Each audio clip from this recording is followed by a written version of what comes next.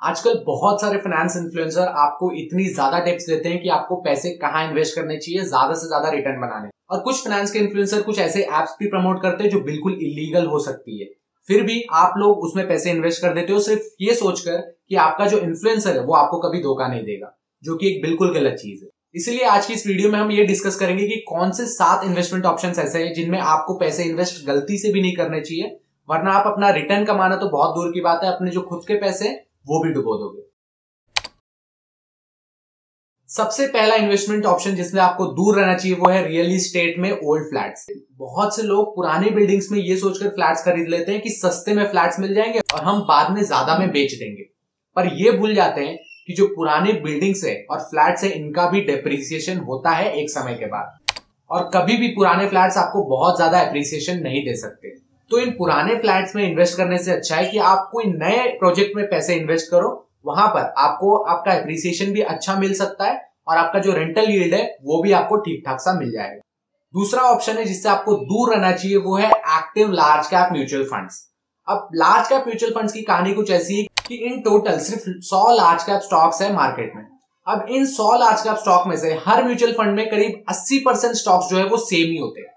अब इस रेशियो के साथ इंडेक्स को बीट करना बहुत ही ज्यादा मुश्किल है अगर आप प्रोबेबिलिटी का इस्तेमाल करके एनालाइज करें, और लार्ज कैप म्यूचुअल फंड्स आपको बहुत ज्यादा अच्छे रिटर्न देंगे ये बोलना बहुत ही मुश्किल हो सकता है। इससे अच्छा है कि जहां पर आप इन्वेस्ट कर रहे हो म्यूचुअल फंड्स में, जहां पर आपको सिर्फ 30 स्टॉक का डाइवर्सिफिकेशन मिलता है, उसकी जगह पर आप निफ्टी 50 में इन्वेस्ट कर लो, क्योंकि वहां पर आपको 50 लार्ज कैप स्टॉक्स मिलते हैं। तो यहाँ पर आप अच्छे रिटर्न्स जनरेट कर पाओगे, और ये एक्सपेंस रेशियो के नाम पर जो म्यूचुअल फंड्स वाले फीस काट लेते हैं वो भी बच जाएगी। इसका मतलब जो आपके रिटर्न्स है वो ज्यादा अच्छे होंगे। अब जो तीसरा ऑप्शन है वो है आईपीओ।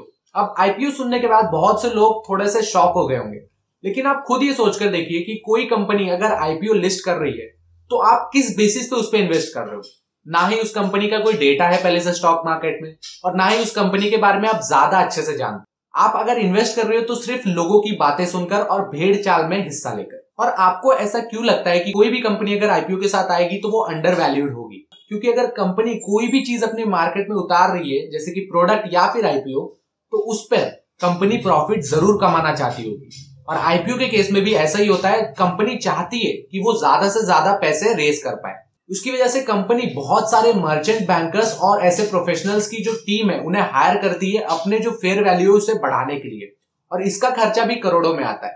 और अगर आप लॉजिकली सोचो तो इस पूरे प्रोसेस को करने के लिए जो खर्चा आता है वो भी कंपनी इस आईपीओ के दौरान ही रिकवर करेगी।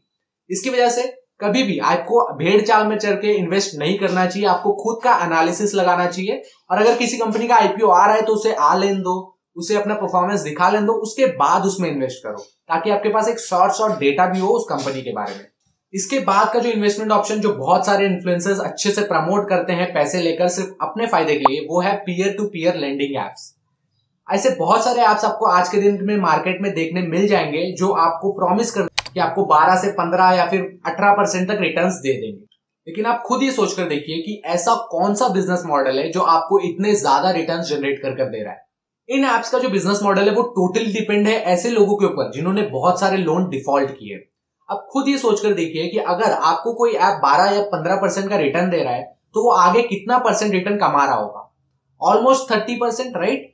अब 30% रिटर्न कैसे कमाएगा? तो किसी को 30% पे लोन देकर। अब कोई इंसान 30% पे लोन क्यों लेगा, और वो कौन सा इंसान होगा जो 30% के रेट पे लोन लेगा? एक ऐसा इंसान ही हो सकता है जिसे कहीं से भी लोन नहीं मिल रहा हो किसी भी केस में, और उसने बहुत सारे लोन पहले से डिफॉल्ट करके रखे हो, इसीलिए उसे कोई भी बैंक लोन नहीं दे रहा। अब कोई ऐसा पर्सन जिसे कहीं भी लोन नहीं मिल रहा, उसे ये एप्स लोन दे देते हैं। अब आप खुद ये सोचकर देखिए कि कितने ज्यादा चांसेस है कि एक ऐसा बंदा जिसने पहले से ही बहुत सारे लोन डिफॉल्ट किए हैं वो इन एप्स का लोन 30% के इंटरेस्ट रेट पर चुका देगा। अब आप ये बिजनेस मॉडल पूरी तरह से समझ चुके हो, और जब आप इन एप्स के ऊपर रिसर्च करोगे तो आप इनके एनपीएस यानी कि नॉन परफॉर्मिंग एसेट्स कितने ज्यादा है वो भी देख सकते हो, जिसमें आपको पता चल जाएगा कि इनका डिफॉल्ट रेट बहुत ही ज्यादा है। इसलिए इन ऐप से आपको दूर रहना चाहिए, नो मैटर कोई भी इन्फ्लुएंसर आपको इस बारे में बताए। अब इसके आगे के जो 3 इन्वेस्टमेंट ऑप्शन है वो मैंने ऑलरेडी अपलोड किए हुए हैं मेरे इंस्टाग्राम पर, जिसका लिंक मेरे वीडियो के डिस्क्रिप्शन में। और हाँ, इस वीडियो को देखने के बाद इस वीडियो को ज्यादा से ज्यादा लोगों को शेयर करो ताकि लोग अपने पैसे जलाने से बच जाएं और अच्छे इन्वेस्टमेंट ऑप्शंस में इन्वेस्ट करें।